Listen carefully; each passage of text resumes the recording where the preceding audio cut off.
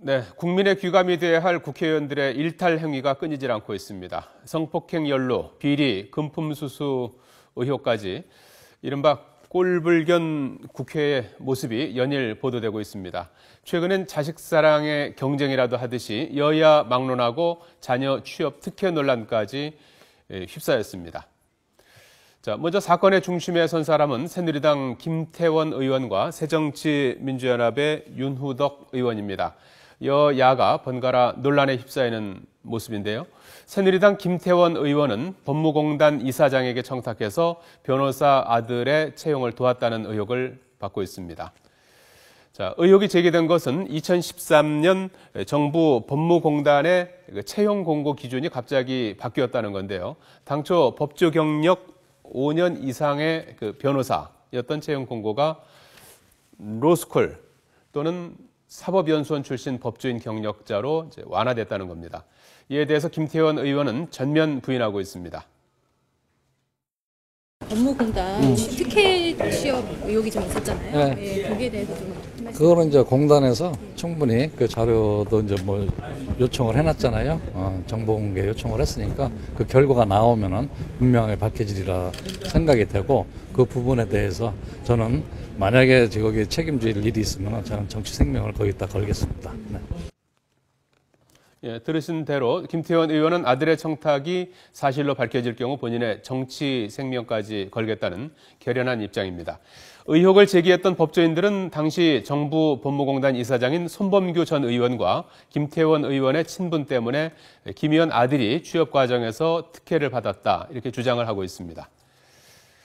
사건이 불거지자 새누리당 윤리위원회는 어제 김태원 의원의 아들 특혜 채용 의혹에 대한 진상조사에 나섰습니다.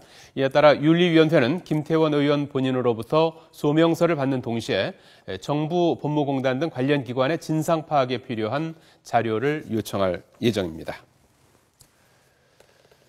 자, 이보다 앞서 의혹이 제기된 건 새정치민주연합의 윤후덕 의원입니다. 2013년 윤후덕 의원이 본인의 지역구에 있는 LG 디스플레이 대표에게 직접 전화를 해서 변호사인 딸의 취업 청탁을 했다는 의혹입니다.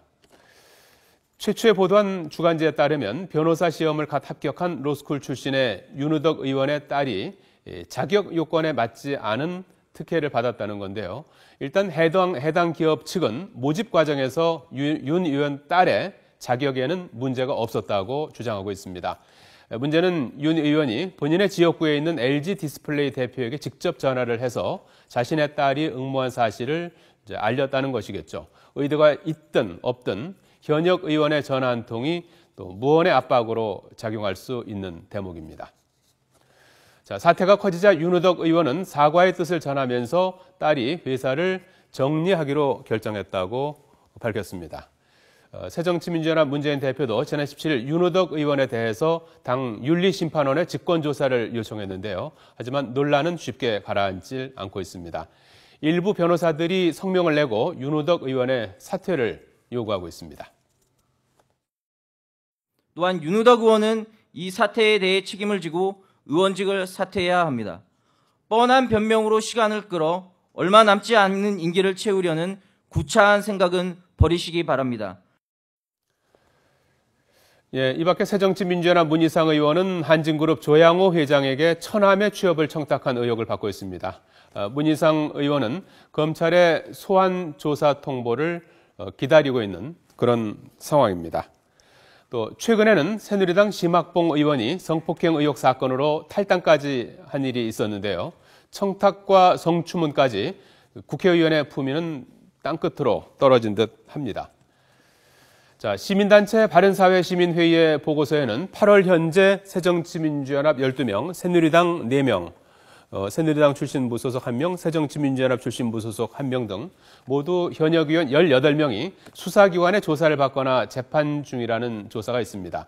특권 내려놓기와 청년 일자리 창출을 위해 지원 정치권이 오히려 취업 특혜 의혹의 중심에 선 이 아이러니한 현상입니다. 국회의원의 지위를 이용한 권리 남용, 국민으로 하여금 정치권에 대한 불신을 더욱 가중시키는 일이 아닌가 싶습니다.